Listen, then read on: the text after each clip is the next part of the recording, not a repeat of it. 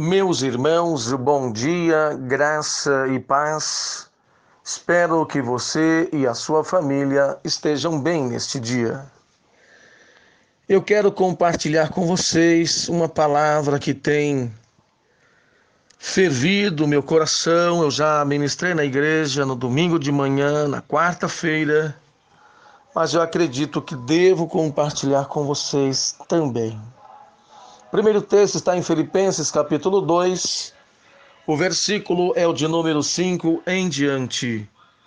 Tende em vós o mesmo sentimento que houve em Cristo Jesus, pois ele, subsistindo em forma de Deus, não julgou como usurpação o ser igual a Deus.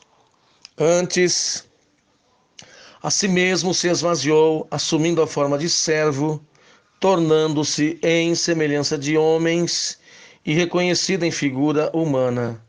A si mesmo se humilhou, tornando-se obediente até a morte e morte de cruz.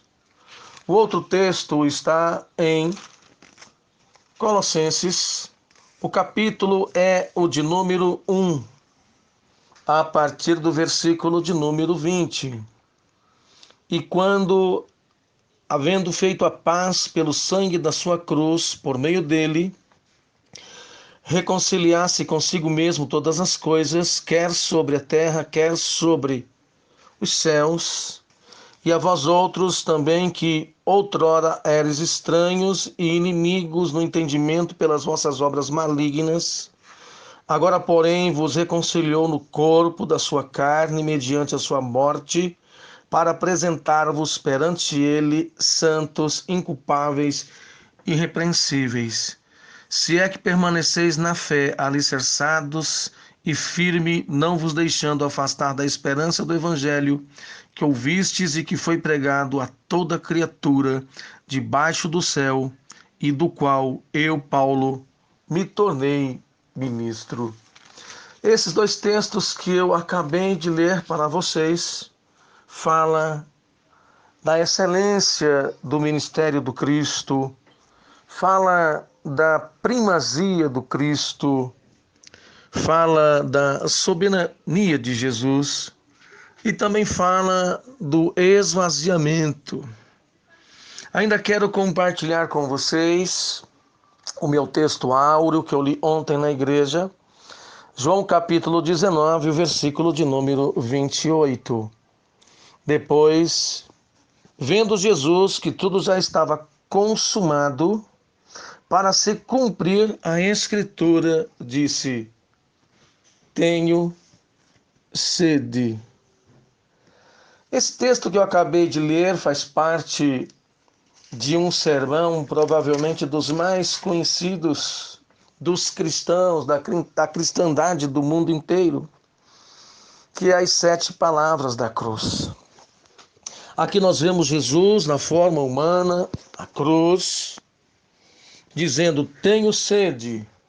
Mas antes dele dizer tenho sede, nós vemos que Jesus sabe de tudo e sabe que tudo já estava consumado. E para cumprir a Escritura, ele disse: tenho sede. Por que eu estou fazendo essa reflexão? Porque recentemente pessoas me perguntaram na igreja: pastor, o senhor tem medo de morrer neste momento da pandemia? Eu respondi: não, eu não tenho medo de morrer. Há sim uma grande possibilidade de que eu morra, e pode ser até agora nessa pandemia. O homem nasceu para viver e morrer. A vida tem começo, meio e fim.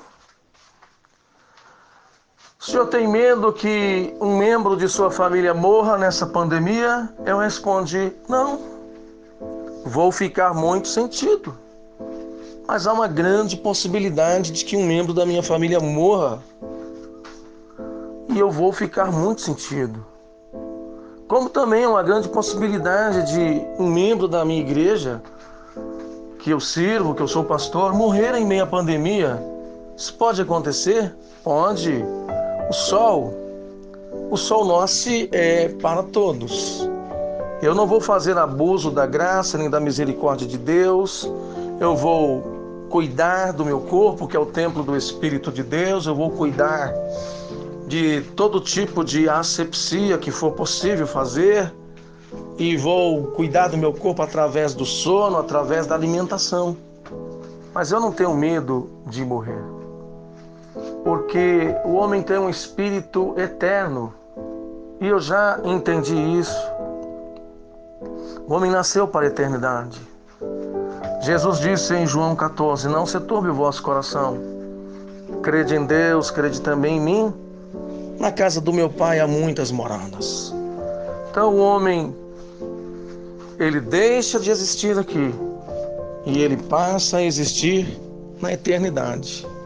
Então quem crê em Jesus passa da vida para a vida. E as pessoas me perguntaram: e o senhor não tem medo de nada? Eu disse: sim, tenho medo de muitas coisas que vou compartilhar com vocês. Na experiência humana de Jesus, no seu esvaziamento, ele teve os mesmos sentimentos que nós temos. Teve sono, teve fome, teve sede, se exasperou. Quando chega no templo e vê o uso do templo de maneira toda errada, vê a ganância dos homens, ele expulsa as pessoas do templo. Então, até nervoso, Jesus ficou. Como nós, às vezes, no dia a dia, fica um pouco destemperado. Isso pode acontecer? Pode. Aconteceu com Jesus também. Mas aqui na cruz é mostrado que ele é 100% homem e 100% Deus. Tenho sede. Você pode imaginar o Criador de todas as coisas, como está escrito em Colossenses, onde nós acabamos de ler a primazia da criação? Você pode imaginar ele que criou a montanha, da onde nasce as águas que formam os grandes riachos, depois os grandes rios e depois os grandes mares, dizendo: tenho sede? Você pode imaginar aquele que disse para a mulher samaritana à beira daquele poço: mulher, se eu der de beber a você a água que eu tenho, nunca mais você terá sede. Você pode imaginar Jesus se levantando em meio à multidão, pregando um sermão extraordinário e dizendo: eu sou a água da vida. Quem crê em mim, como diz a Escritura, rios de águas vivas fluirão do seu interior. Você pode imaginar esse Jesus na sua humanidade dizendo: tenho sede. Pois é, queridos irmãos, nós vivemos uma experiência humana. Sentimos alegria, sentimos tristeza, sorrimos, choramos, amamos. Uns amamos mais, outros amamos menos. Temos sentimentos de medo, de frustração, de raiva, não é? Temos na nossa experiência humana todos os sentimentos, inclusive o medo. Pastor, e o senhor tem medo do quê? Ah, queridos irmãos, eu tenho medo de algumas coisas poder acontecer durante essa pandemia e pós-pandemia. Primeiro medo que eu tenho, vivenciando a realidade do meu país nos meus 53 anos de idade, é a economia colapsar. É as pessoas perderem o emprego, perderem a renda, não ter como pagar suas contas. no final do mês e sofrer muito e não ter o que fazer. Tenho muito medo disso, porque nós temos visto isso acontecer bem pertinho de nós aqui na América do Sul. Tenho medo de que alguns, depois de perderem tudo, emprego, renda, a sua condição de poder, conseguir manter a dignidade da sua família, perderem a fé. Se perder pós-pandemia uma geração de crentes, disso eu tenho muito medo e tenho orado muito a Deus, para Deus me guardar minha alma, meu psique, guardar a sua vida, a sua família. Eu tenho orado diuturnamente, porque a palavra do Cristo é: no mundo tereis aflições, mas tende bom ânimo, eu venci o mundo. E na minha experiência pastoral eu tenho visto que as pessoas, elas não reagem muito bem nos momentos difíceis, nos momentos de perdas, nos momentos de tribulações. Nós não temos visto as pessoas terem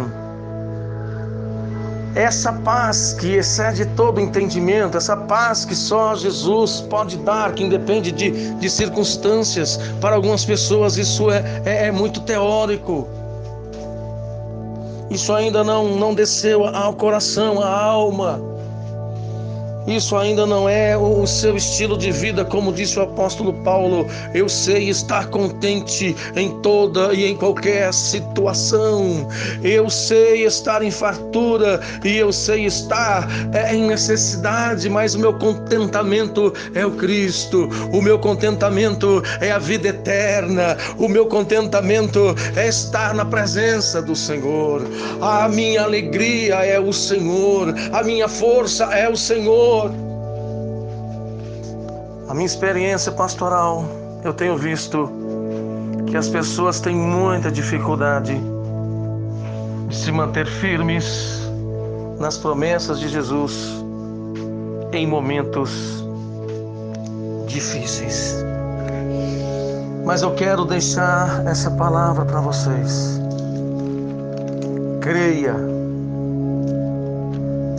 firme sua fé no Senhor, como cantou o poeta.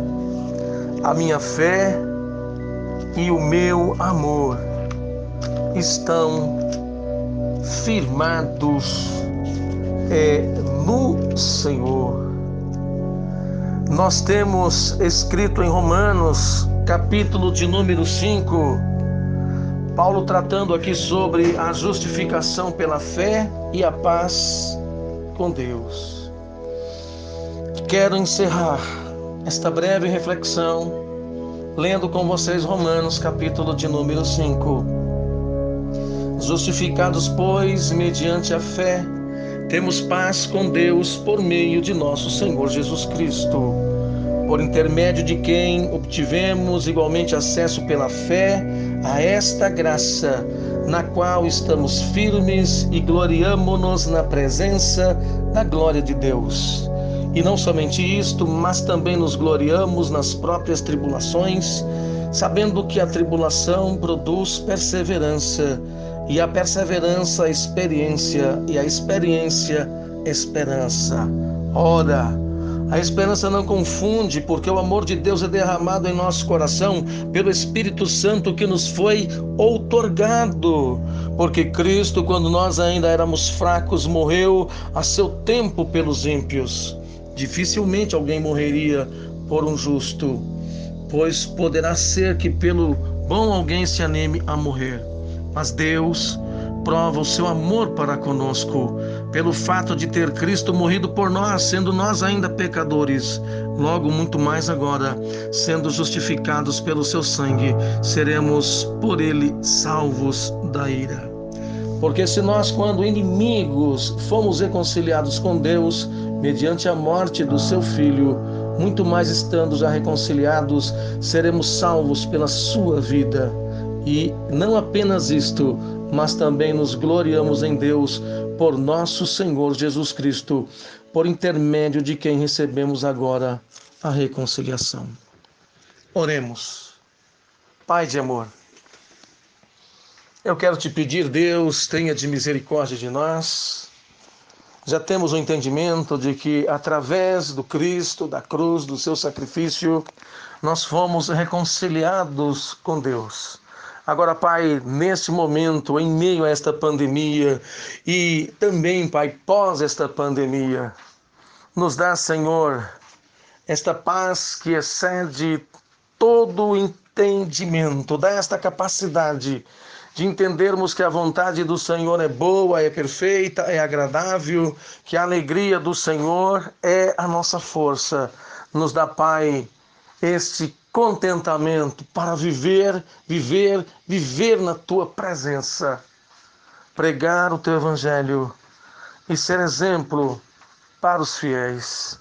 Ser exemplo neste momento difícil para esta geração que está chegando, os nossos filhos, os nossos netos, os novos convertidos na igreja. Sim, Pai, que sejamos o sal da terra e a luz do mundo. Que o Cristo apareça em nós, mais e mais, mesmo em momentos difíceis. Esta é a minha oração, em nome de Jesus.